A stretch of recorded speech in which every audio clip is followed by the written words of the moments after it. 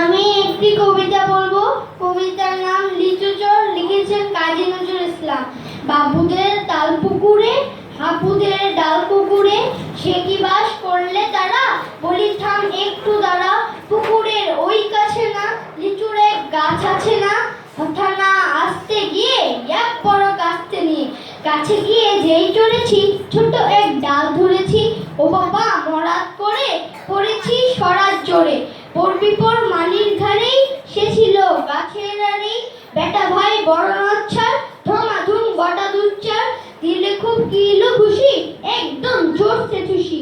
আমিও বাগিয়ে থাপড়, দে হাওয়া চাপিয়ে কাপড়, লাফিয়ে ডিঙ্গ দেয়াল, দেখি এক ভিড়টি শিয়াল। ও বাবা শিয়াল কোথা, ভেলোঠা দাঁড়িয়ে কোথা, দেখে যাই আটকে ওঠা। কুকুরও জুড়লো ছোটা, আমি কই কম্ম গাবার, কুকুরেই করবে সাবার।